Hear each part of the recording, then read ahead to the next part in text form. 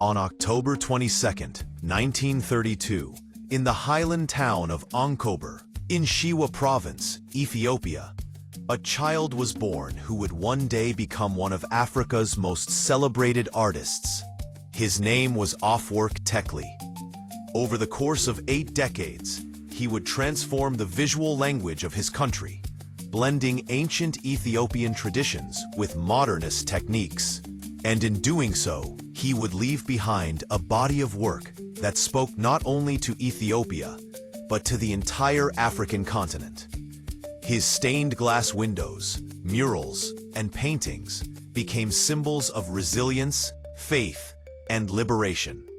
His life was a testament to the power of art as both a cultural anchor and a political voice. Afewerk was born into an Amhara family, the son of Tekle Mamo and Felekech Yamadawork. His childhood unfolded during the turbulent years of the Italian occupation of Ethiopia. The trauma of war and the struggle for national survival left a deep impression on him.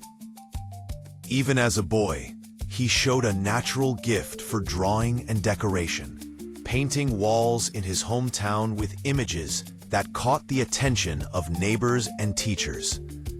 These early sparks of creativity foreshadowed a career that would eventually place him among the most important African artists of the 20th century. In 1947, as Ethiopia sought to rebuild after the devastation of war, Afewerk was selected to study abroad. Initially, he intended to pursue mining engineering in England, a discipline that would contribute to the reconstruction of his homeland. Before his departure, Emperor Haile Selassie addressed the group of young Ethiopians traveling overseas, urging them to return not with stories of Europe's grandeur, but with skills to rebuild Ethiopia. Yet fate intervened.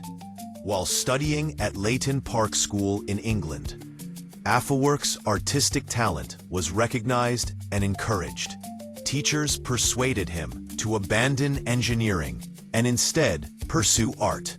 He enrolled at the Central School of Arts and Crafts in London and later at the prestigious Slade School of Fine Art, where he studied painting, sculpture, and architecture.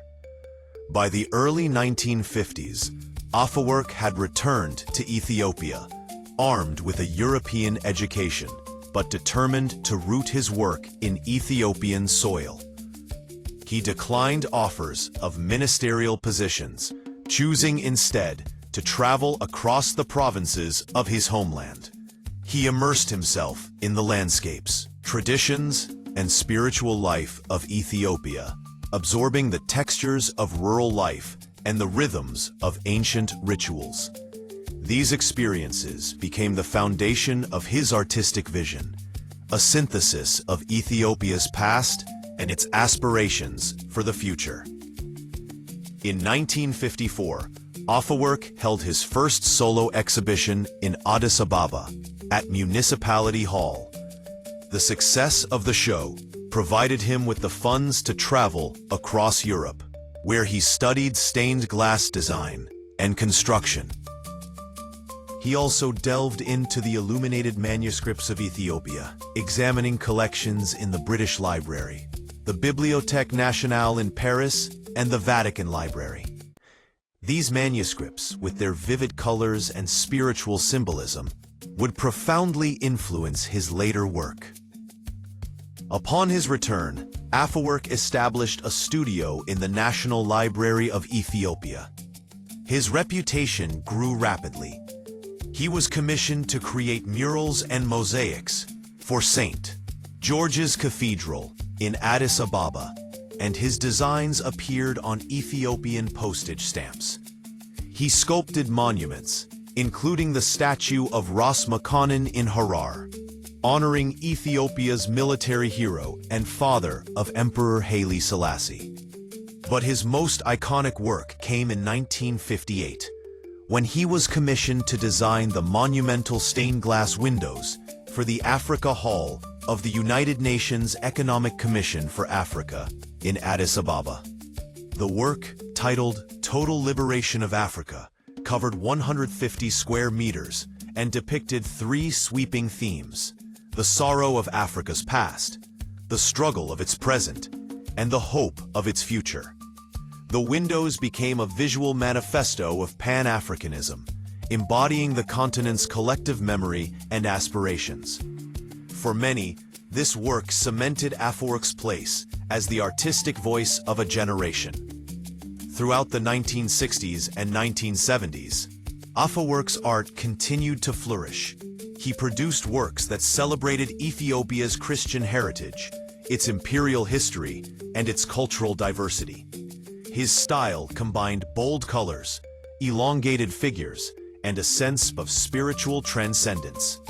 He was deeply influenced by Ethiopian Orthodox iconography, yet he infused it with modernist abstraction, creating a visual language that was both rooted and innovative. Afewerk's career spanned multiple political eras. Under Emperor Haile Selassie, he was celebrated as a national artist. During the Derg regime of Mengistu Haile Mariam, he continued to receive commissions, adapting his themes to the revolutionary rhetoric of the time.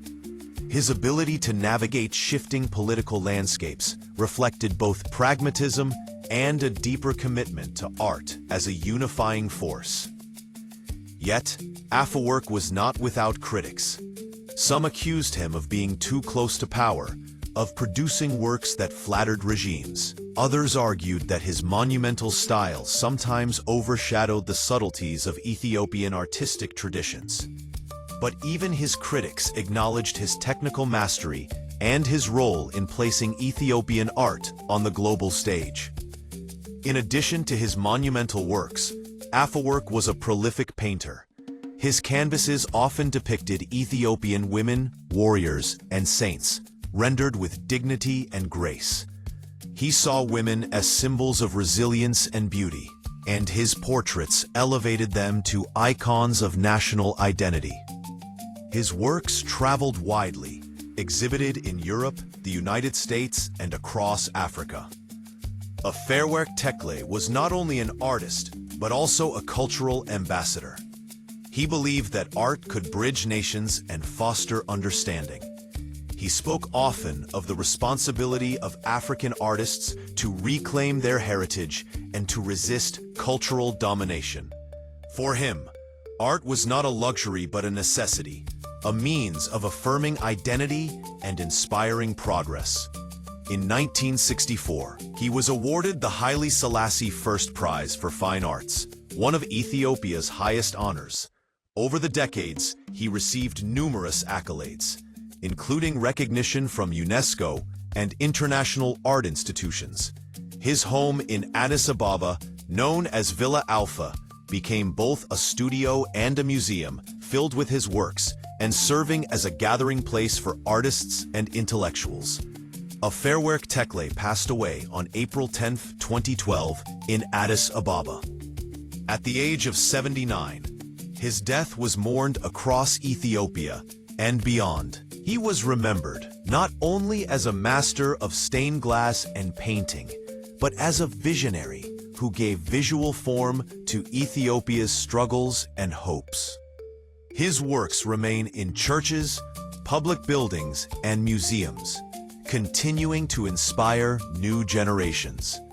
Today, Afewerk Tekle stands as a towering figure in African art history. He was among the first to show that African artists could engage with modernism on their own terms, without abandoning their cultural roots. His stained glass windows in Africa Hall remain a pilgrimage site for those who seek to understand the spirit of Pan-Africanism.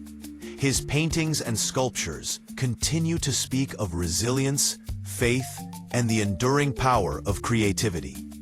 Afewerk once said that an artist must be both a mirror and a lamp. A mirror reflecting the realities of society, and a lamp illuminating the path forward. In his life and work, he was both. He reflected Ethiopia's past and present, and he illuminated a vision of Africa's future. His legacy is not only in the glass and paint he left behind, but in the imagination he awakened. A reminder that art, at its best, is a force of liberation.